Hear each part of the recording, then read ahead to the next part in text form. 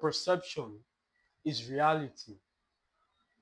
As a reason of that title, it's most likely you have an idea of what is going to be said. However, the huge distinction is we would use examples, traits, analogies, metaphors, every and anything that insists you get tonight's point. It's not what happens to you that causes pain,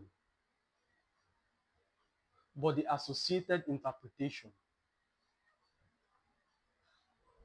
Years ago, when I was still in a unit apartment, years ago, very long time, I had this landlord who was very self-centered.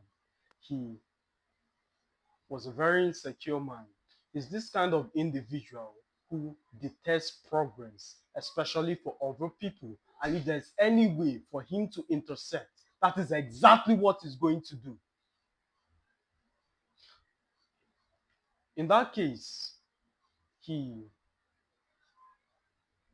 had an alternative power source. For my foreigners in places like Africa, there's no steady light.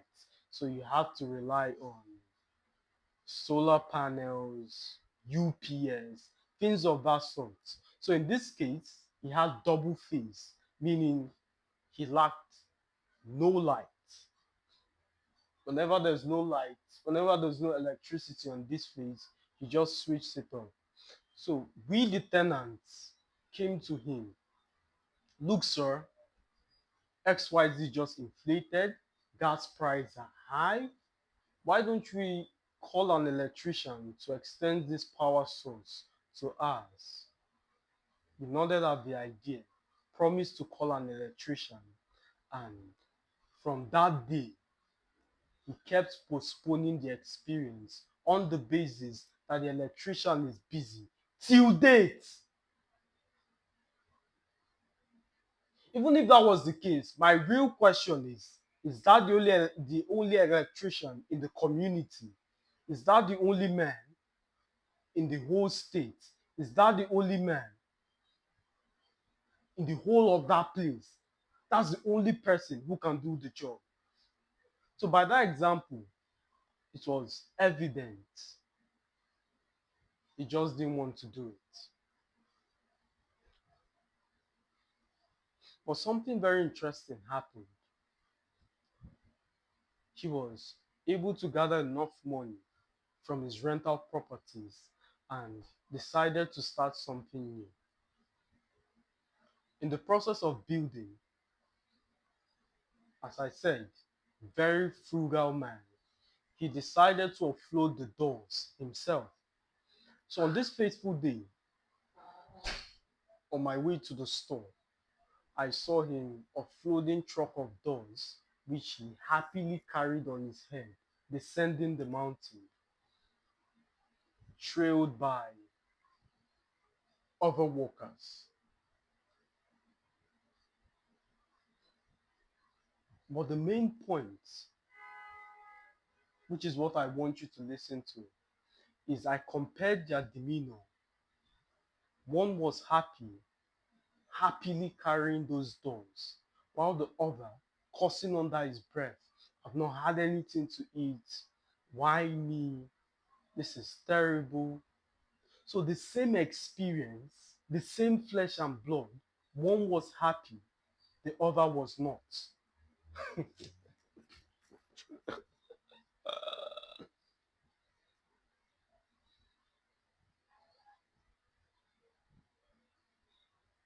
But you understand the point. Perception, the same experience, the same activity, but different interpretation. On one hand, it brought joy. On the other hand, it causes pain. You now see that reality is objective, but how you interpret those circumstances is up to you. Now, are there exceptions like the loss of a loved one or some extreme scenarios where it's not profitable to try and interpret it from a positive standpoint? But whereas It is painful, but something good can still come from that experience. For instance, you lose a job. The positive interpretation would be a better one is coming, or I'm supposed to lose this job for something good to come. You reinforce it with a quote for something old to go, or for something new to come. Something old has to go. Now you're building belief, you're building confidence. You share a story of how God wanted to bless someone, but he had to lose a job. It was in the seeking process that he met XYZ, and from there, his life sprang to success. Now the individual is comforted. So positivity can still come from negative experiences. There are very few instances, very few, where that's not the case.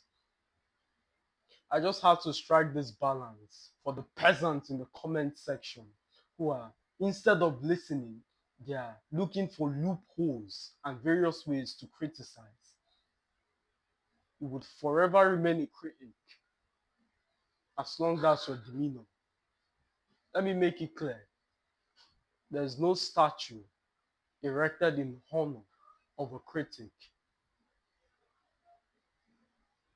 Remember that.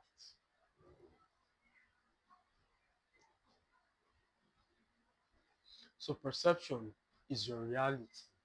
How you interpret things is what causes pain or joy. In my own life, I used to detest watching my own content on the basis I have no idea why, but I did not like watching my own content. If someone was playing it beside me, I would cringe on or try and leave that environment. But I noticed something very interesting. Whenever I rant or I raise my voice or I'm going on full blown 5 minutes pointing fingers and just speeding up, it's exciting. That's the kind of content I want to rewatch. But in reality, it's because all my videos were watched at 1.7x. By videos, I mean content I engage in on a daily basis are usually at 1.5 or 1.7.